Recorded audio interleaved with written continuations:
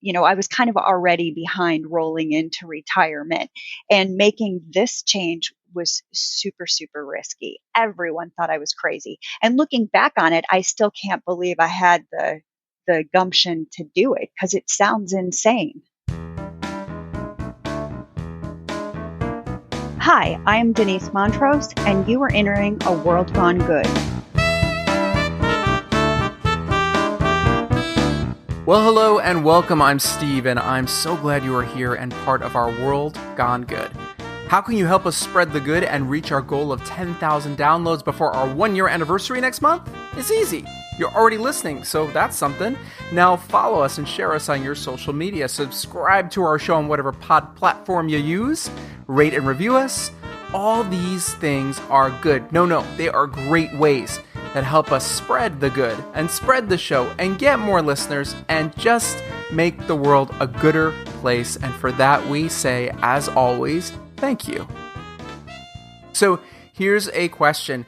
Is the life you are living right now the one you always dreamed of? If it is, awesome. I am happy for you. I actually am truly happy for you. If it is not, what is, or maybe was, your dream?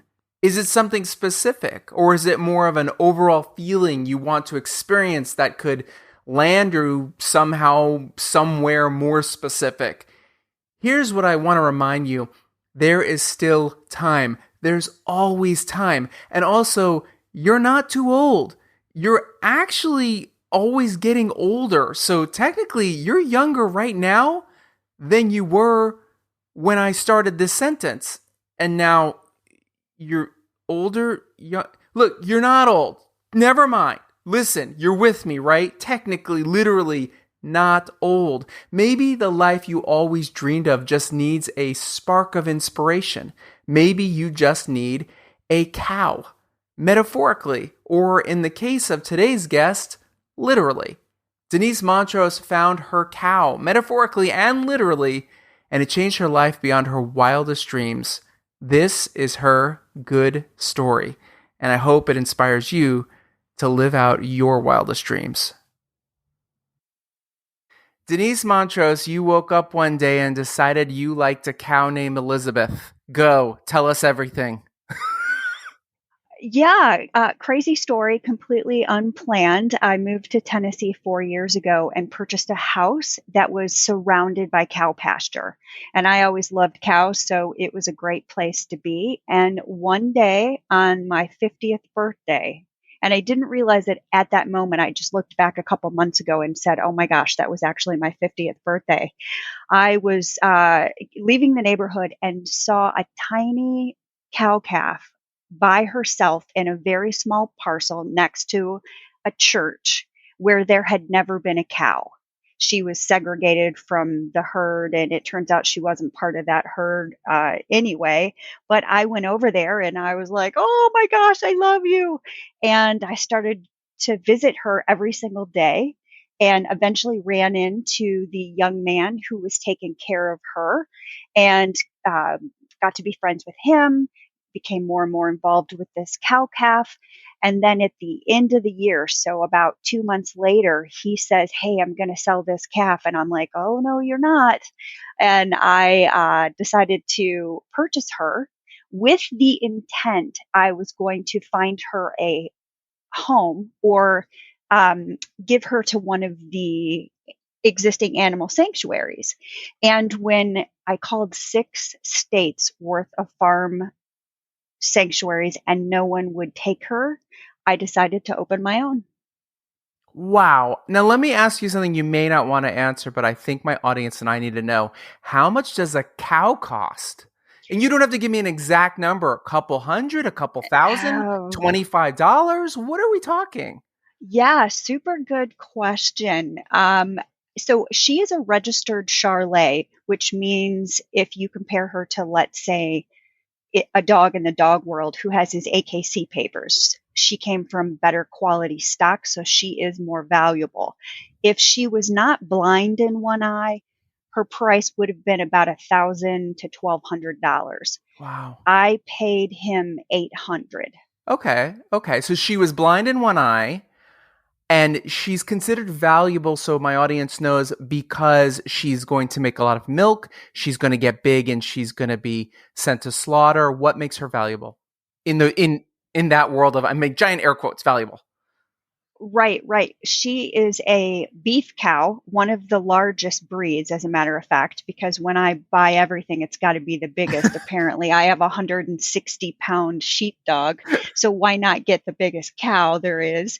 Anyway, she would have been a breeder. So because she would have contributed to the farm through pregnancies, she would have been pregnant every single year until she just couldn't get pregnant anymore. And then she probably would be sent to slaughter, depending on her age. Right, but they saw in her a deficiency in that blind eye, so she was of no value to them at this point because they couldn't take the risk.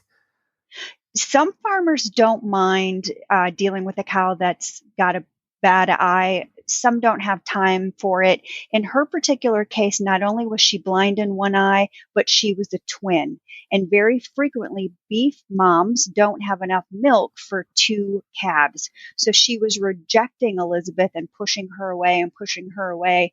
And the Charlet farmer said, I don't have time for this half blind, bottle fed calf. And he gave the calf to the gentleman that I got her from. Now, he was just getting into the cattle industry himself, but he chose not to keep her because he only wanted to raise Angus. Now, are you sure you got the right calf? And this isn't a horror movie that you got the evil calf who at the last minute switched places with her? No, I got the right one. Okay, great. Now, how do you know it's a twin calf? Is it because there's only one calf at a time in a cow's stomach? And then in this case, there were two? Yep, exactly. And this is really random questions. We're going down the line of things I'm thinking of. How do we know if it's, I mean, is it identical or fraternal? Do we know? You know what? That I don't know. I'm not sure. I don't know. It's a very good question. No one's ever asked me that before. Okay, all right. Good. See, I have my whole cow horror movie plot line going, and I can just do research through you. So you decide to take on a cow. You've never had a cow before.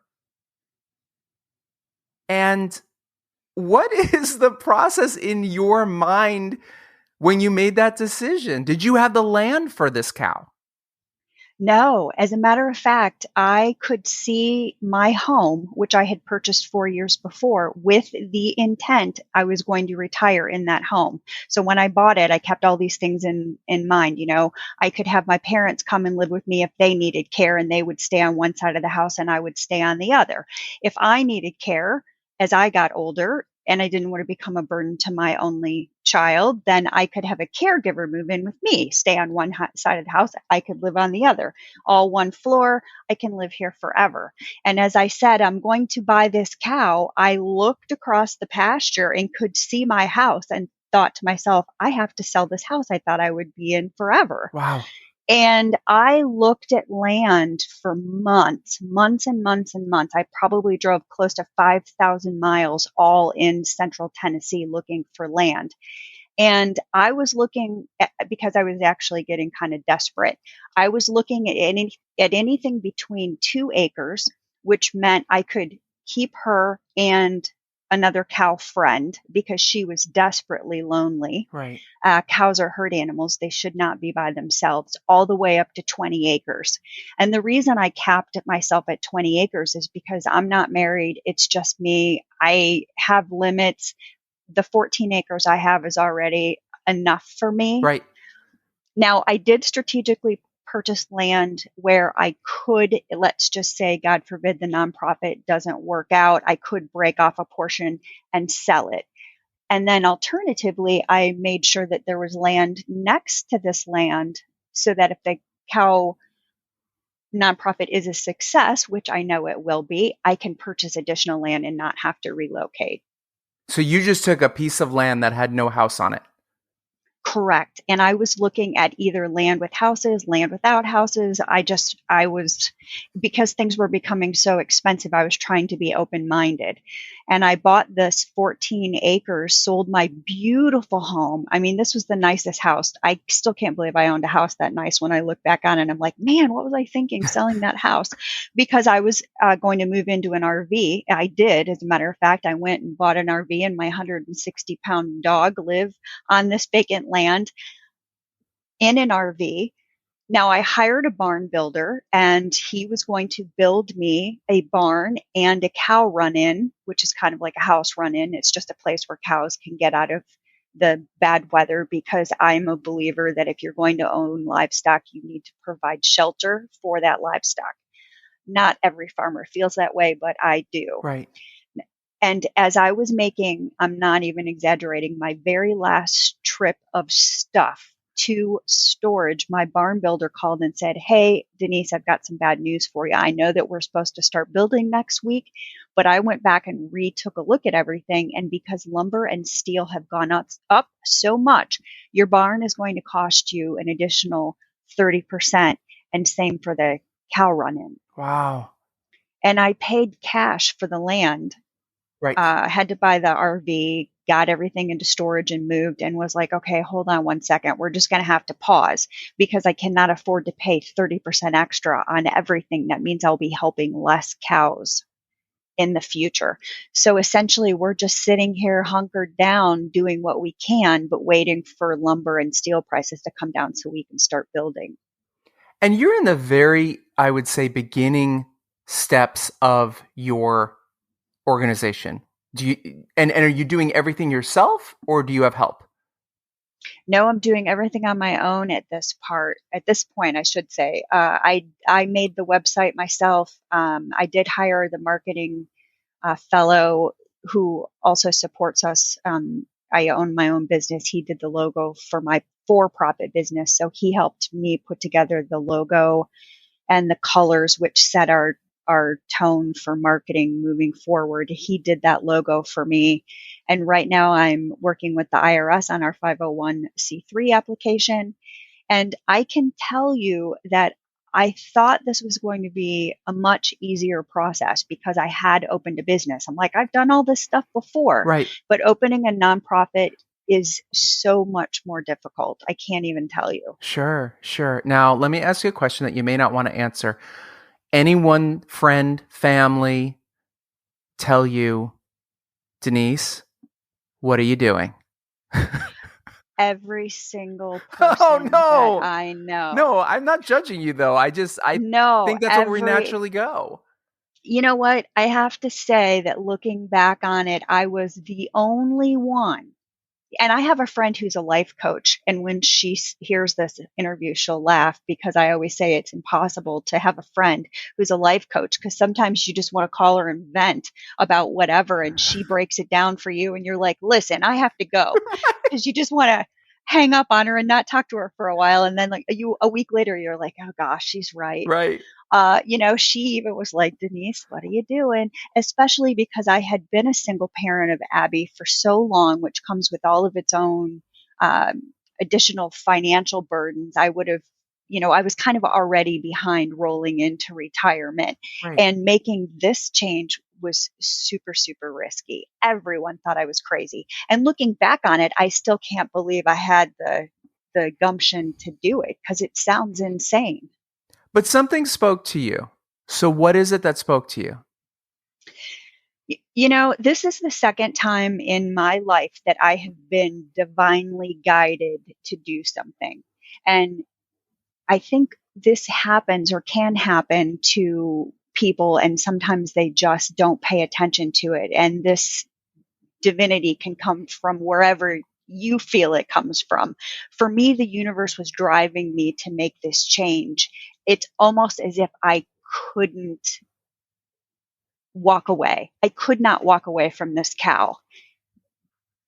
I just couldn't do it. But you had never had a cow before.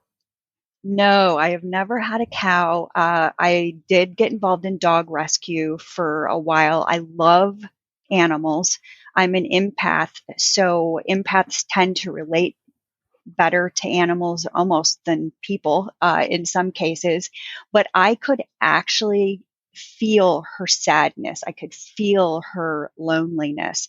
And as I was trying to decide what to do with this cow, even before she was my responsibility, before he said, I'm going to sell this calf, I was already plotting a way to help her or keep her, move her. I didn't know what it was going to look like.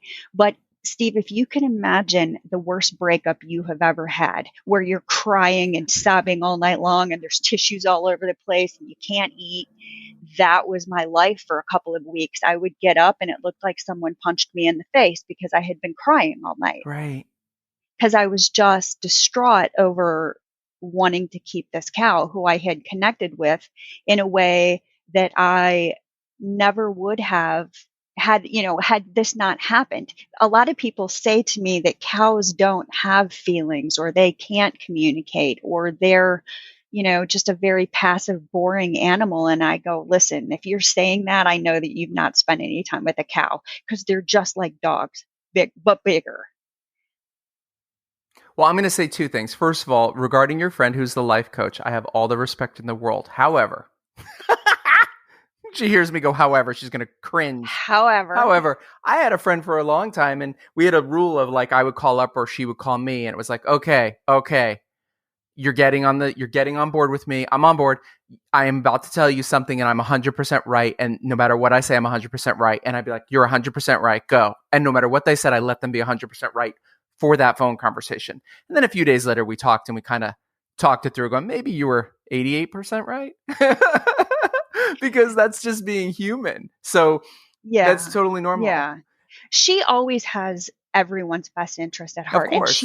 it's not like she came right out and said, "This is the craziest thing you've ever done." But what she'll do is she will challenge you to think about it a different way, or Right. help you come up with an alternative. And no matter what it was that she suggested, and I know she really has my best interest at heart. I was like, I cannot explain what I'm about to do, but I'm going to sell my house, put everything in storage, buy an RV, move my 160-pound dog out to the middle of the country where I've never lived before, in the middle of beef raising country, no less, so that I can keep this half blind orphaned cow calf. Okay. Who does that? No one does that. But I did. Yeah, and you followed your heart. And the second thing I'd Yeah. say with following your heart is Ellie Lax from the Gentle Barn was on our show, and she talked about how it all started for her. And it all started with a goat at a petting zoo that spoke to her. And she looked at it, and the goat basically said, "Save me." And she went back every day for a number of days and sat with that goat, asked every day, "Can I take this goat? Can I take this goat?" And they said, "No, no, no." Finally, they just said, "Just lady, take the goat." And she paid them for the goat and took the goat and left with, much like you, almost no plan. She just put the goat in the backyard. Yeah. But her Yeah. but her heart spoke to her. So your heart spoke to you and you followed your heart.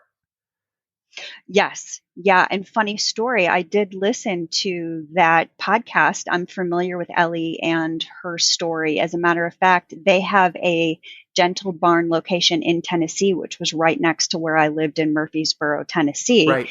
So I was always familiar with her story. But she says in the story that the goat spoke to her and said, "Please help me." Well, she's an animal communicator. She has the ability to talk to animals just like humans. And she trained another young woman who I've had the opportunity to partner with a couple of times so that she could talk to Elizabeth. Nice. Yeah, it was an incredible experience, and the information that she came back with, there's just no way she would have known it had she not heard it directly from Elizabeth. I didn't share it with her, but a couple times it's kind of changed the trajectory of the story, getting Elizabeth's input. How long does a cow live and how old is Elizabeth? She will be 1 in August, and a cow can live, depending on their breed, anywhere between 20 and 25 years. And almost every cow in the world is slaughtered way before then, either because they have grown too old to produce offspring, they've grown too old to produce enough milk, or they're only being raised for beef. And for someone like you, as a question I should have asked Ellie, What is the plan for you as you do come into your retirement years, as you do come into your golden time? What is the plan for a future for an animal that is just not even one yet that could go to 30? Yeah, interesting story. In that I did give that some thought, and I am 100% positive that if something should happen to me, that my daughter would take over the farm. Okay. Yeah, so it would be a second generation nonprofit. So if she's listening right now, let's just let her know that's been confirmed because we put it out there. She's 28 right now, so she does not want to live an hour and a half outside of Nashville in the country. Sure.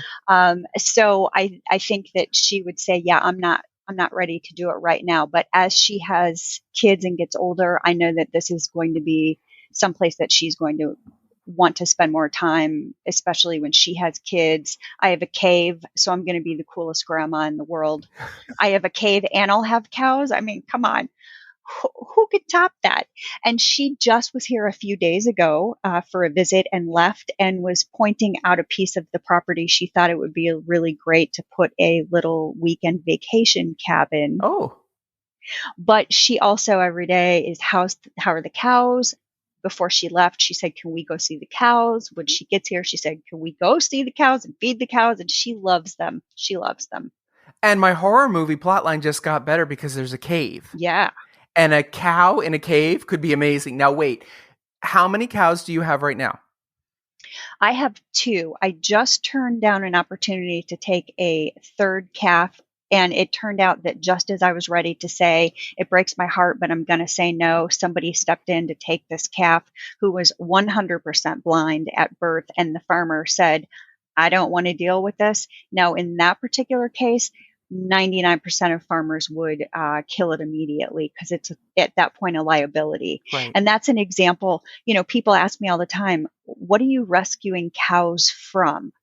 And when they ask that question, I know that they don't really know what's going on in the dairy industry. They don't know what's going on. They just think their meat and dairy shows up at Kroger and that's all there is to it. Right.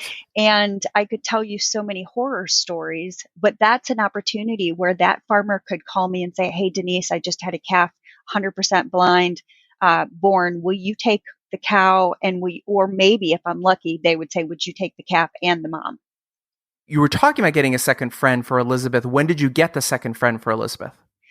The second cow came about 2 weeks after us being here. And I wasn't going to take another cow in until the barn was built. And my plan was to get a sheep so that Elizabeth still had a friend. Right. And just as I was moving here, we had a dog running loose in the street or country somewhere around one of my neighbors who were they were killing calves and sheep, and I was like, I don't really want to get a sheep and have it killed at my new rescue farm. That's not how I want to start this whole process. So I was kind of pushing the pause button on the sheep that I had essentially ordered ahead of time. And somebody called me about a bottle-fed calf. They had taken the calf in when it was only 2 days old. So the story is that the young woman, I think she maybe was like 19 years old, has a boyfriend who drives a cattle hauler for his living. They went to the auction. There was a 2-day-old Angus calf, which she thought was adorable, because who doesn't want a 2-day-old calf? Right. She bought that calf, took it home. The boyfriend only raises bulls, and she found out very quickly that she didn't have the time or the patience to deal with this bottle calf on a daily basis. She didn't want the calf anymore, so that's how I ended up getting her, and she was brought here about 2 weeks after Elizabeth arrived. And did they bond fairly quickly? They did. When Agnes, she's Agnes Angus, because she's an Angus calf. She came at 4 months old. She jumped off that hauler scared to death. Now, she didn't give any attention at all to her human. She didn't say goodbye. She didn't run to her for comfort. And for a long time, Agnes wouldn't let me really come anywhere near her, which is very unusual for a bottle cap who depended on a person to feed her. Right. So that kind of indicates she didn't get the human interaction she needed. Agnes took off to the very farthest part of the pasture you could possibly go. As a matter of fact, I had never been up there.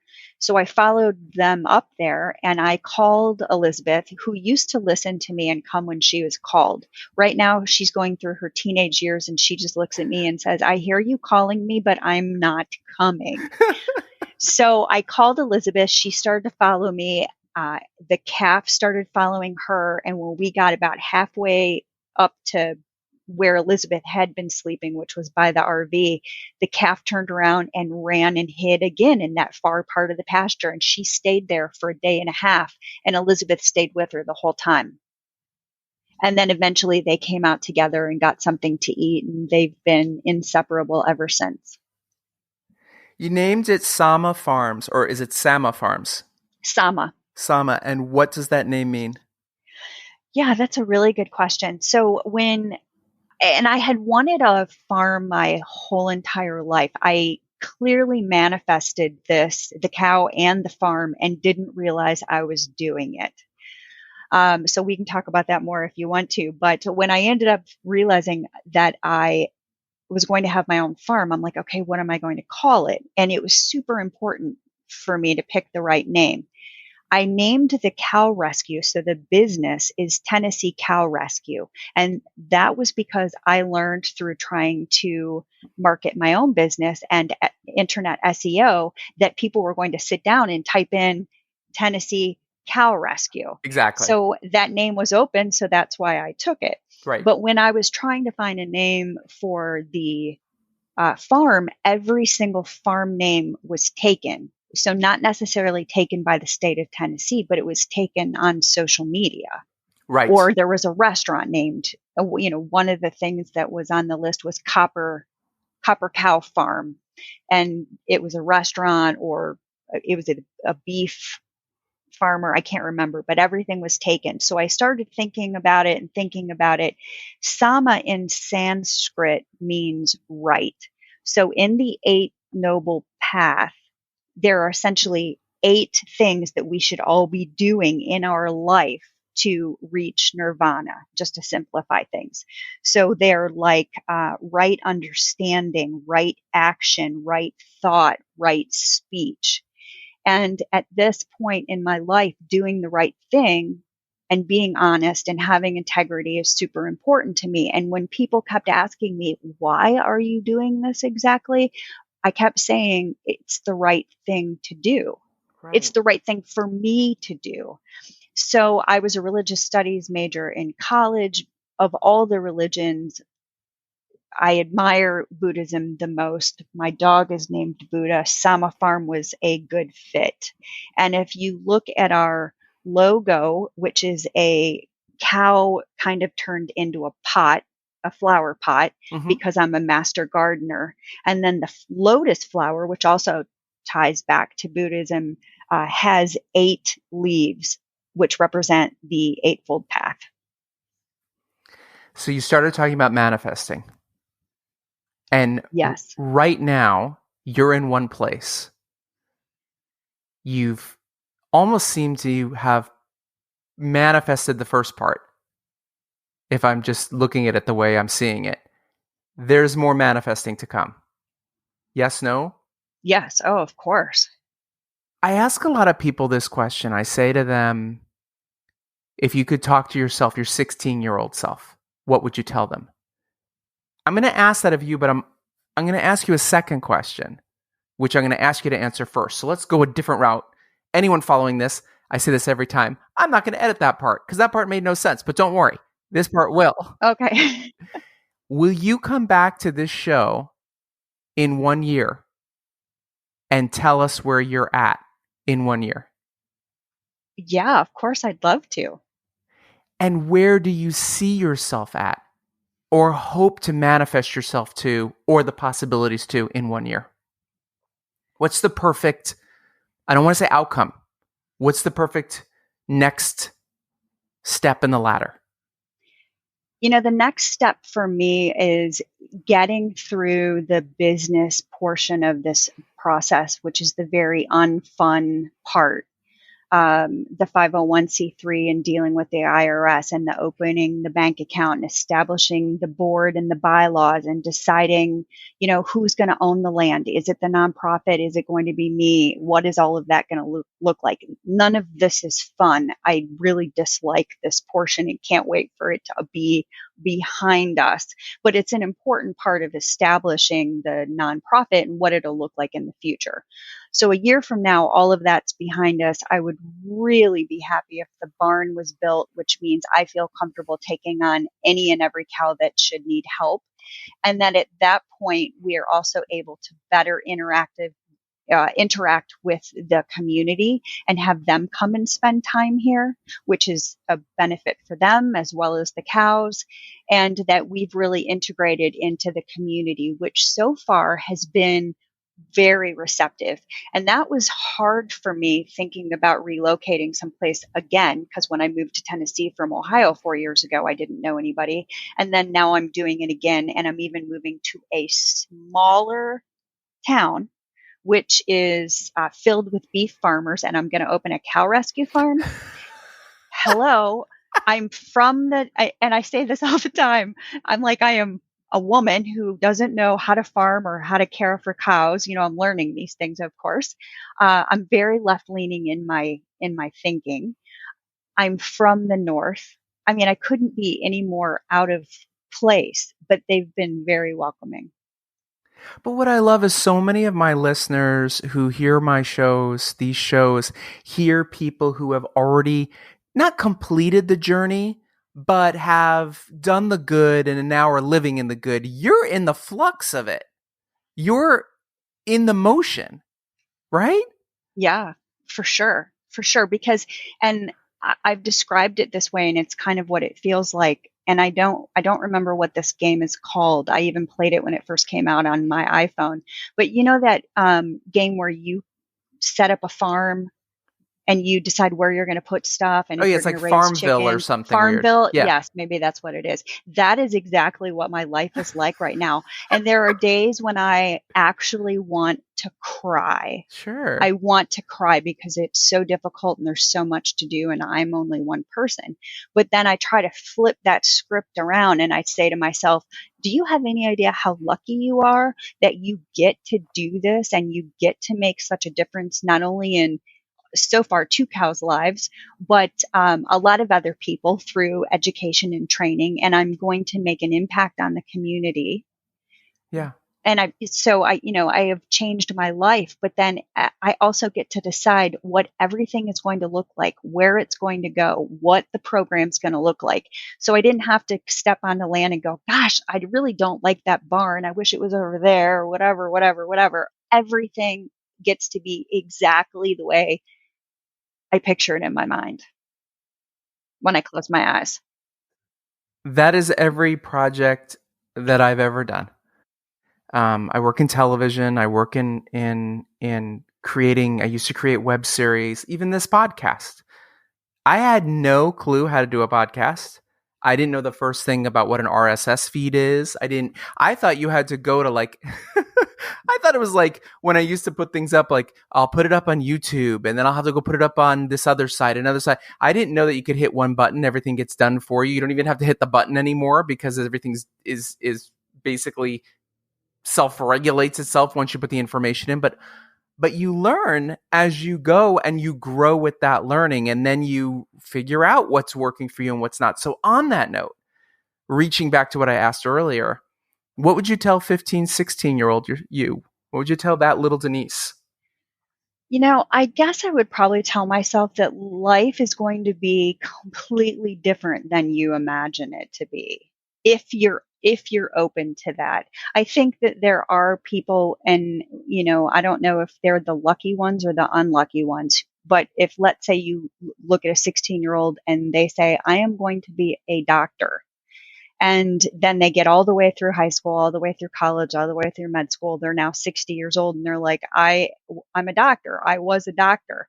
Now, I guess it depends on whether they really wanted to be a doctor or their family wanted them to be a doctor and they followed that path because they felt like they had to. But, for me, and I think for most people, you think your life is going to be one way or you worry about things that are super not important. And then you get to the end of the day and go, wow, things are way different, more different than I expected that they would be. And if you would have said to me, hey, Denise, you're going to own a cow rescue farm in the country, I'd be like, sure, you're crazy. So how can my listeners help you? This is your chance to plug away. Where do they find you online and what can they do to help cows live a gorgeous life in Tennessee? Well, they can find us at our website, which is tennesseecowrescue.org. And we are on social media under Samma Farm. Instagram is the Samma Farm, and Facebook is at Tennessee Cow Rescue. So I think the biggest impact people could make, which won't cost them anything, is follow and engage with us on social media and help us grow our network. And if they are interested in making a donation to help the farm grow, there are a couple opportunities to do that on the website. The first one is for them to purchase hay, which we'll be needing as we roll into winter. So they can purchase either a round bale or a square bale of hay. And for the next couple of months, and we launched this because last week, I think it was Wednesday, was Cow Appreciation Day. Elizabeth says every day is Cow Appreciation Day. But we launched a Samma Farm, kind of like an OG club where you can come and be part of our herd. So if you're willing to make a small monthly donation, you can either do it at the calf, heifer, or bull level, and we're only going to do it for a certain period of time, and then you'll always be one of the original herd. So when we're around 5 years from now, you can say, I've been part of the herd since the beginning. I'm a Samma Farm OG. And the reason I did that is because I love being one of those people who found a musician first. Right. Who, went to a restaurant first, who joined a club and did it from the beginning. That is so fun. That is so fun.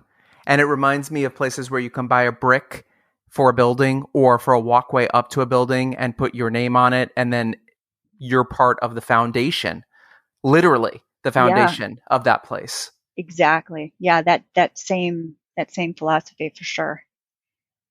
We end our shows with 2 questions. They're super simple questions. You know the answers. Don't panic. Question number 1 is, who inspires you?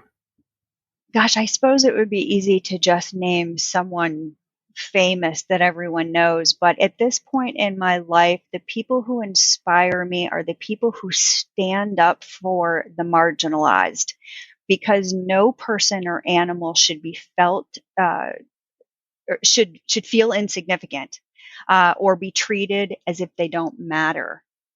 So when I see somebody who goes out of their way to stand up and help someone that's in that situation or stand up against someone else who's putting them there, those are the people that inspire me to keep going when this is a little bit difficult on a daily basis.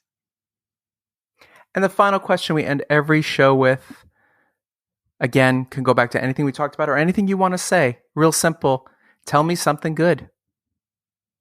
I think that right now, and I can't even say it's the country, I think it's the world, I think it's people in the collective, there's this giant shift and people are finding a different way to live and they're making a difference.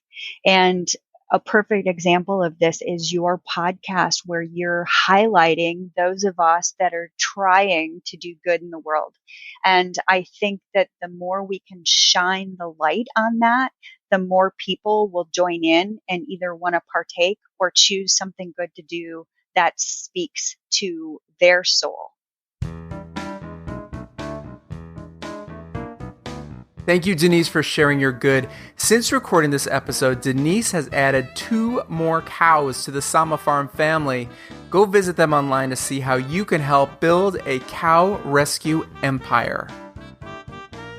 Next time on World Gone Good. When you're in a dark place, there's a lesson in that dark place, and you got to understand what the hell that lesson is so that you won't be in that dark place again. So I would give everybody who's in that dark place right now, just understand that it's a lesson, and just think what you can do to get yourself out of that dark place and what you can do to prevent from going back. Simone Gordon is the Black Fairy Godmother, and be warned, her wand gets real. She is a single mom raising an autistic child, going to college, and she became an overnight good deed doing sensation. She's been featured in People magazine, on CNN and ABC News, all by spreading her magic fairy dust throughout the social media land to bring people together to help others who need it. I promised you we would deliver you a surprise guest for our last show of the month, and well, surprise, and you're welcome in advance, because this fairy godmother is going to leave you not just inspired, but ready to take action in your own world, your own community. I cannot wait for you to hear this magical conversation for somebody who I look up to myself. Until then, be good.